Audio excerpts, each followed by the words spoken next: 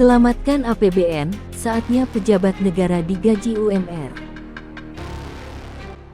Peringatan Jusuf Kalla tidak boleh dianggap angin lalu.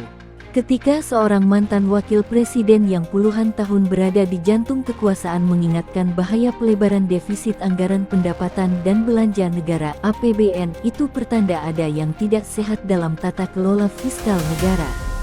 Ironisnya, di tengah ancaman ekonomi global, perhatian elit justru tampak terpecah.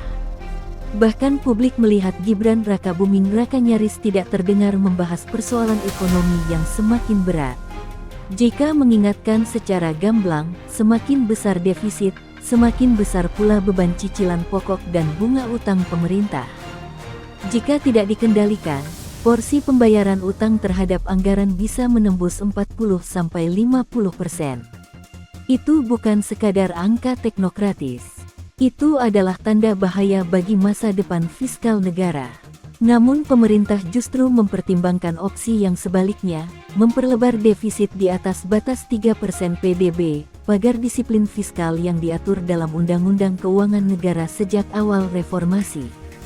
Dalam sidang kabinet, Presiden Prabowo Subianto bahkan meminta para menteri mempelajari langkah penghematan yang dilakukan Pakistan, negara yang sampai memangkas gaji pejabat dan anggota parlemen. Masalahnya, Indonesia tampak hanya meniru retorikanya, bukan keberaniannya. Menteri Koordinator Perekonomian Airlangga Hartarto sendiri memaparkan skenario yang tidak menggembirakan. Jika harga minyak naik dan rupiah melemah, defisit bisa mencapai 3,18 hingga 4,06% PDB.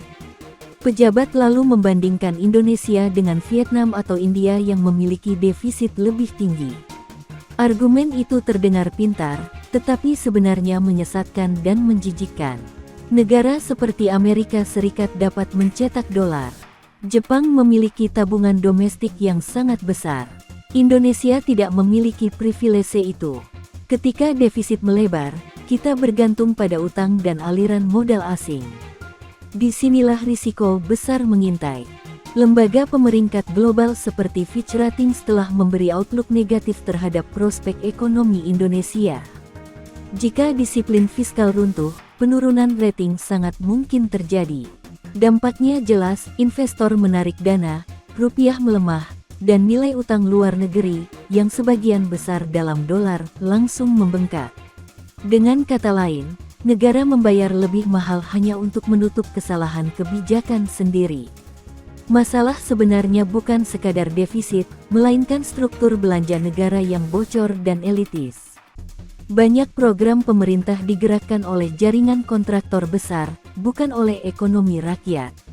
Program bantuan sosial dan proyek pembangunan seringkali berputar di lingkaran oligarki. Sementara UMKM, yang menyerap lebih dari 97% tenaga kerja nasional, justru tertinggal. Belanja pegawai dan birokrasi terus meningkat, tetapi produktivitas negara tidak ikut naik. Proyek daerah sering dimonopoli segelintir pemborong.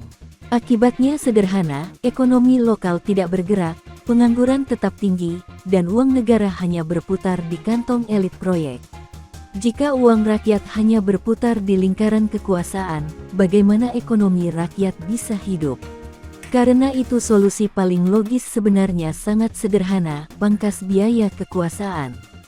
Evaluasi gaji pejabat negara, anggota kabinet, anggota DPR, dan berbagai fasilitas birokrasi. Bahkan jika perlu, untuk sementara waktu gaji pejabat negara disetarakan dengan upah minimum regional (UMR). Tentu gagasan ini terdengar radikal. Tetapi di tengah tekanan fiskal dan kesulitan rakyat, simbol pengorbanan dari elit negara menjadi sangat penting.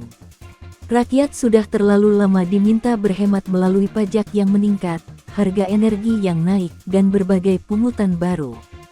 Jika penghematan hanya dibebankan kepada rakyat, sementara elit tetap hidup nyaman dari uang negara, maka defisit bukan sekadar masalah ekonomi, melainkan krisis moral dalam pengelolaan negara. APBN adalah uang rakyat, bukan kas perusahaan proyek.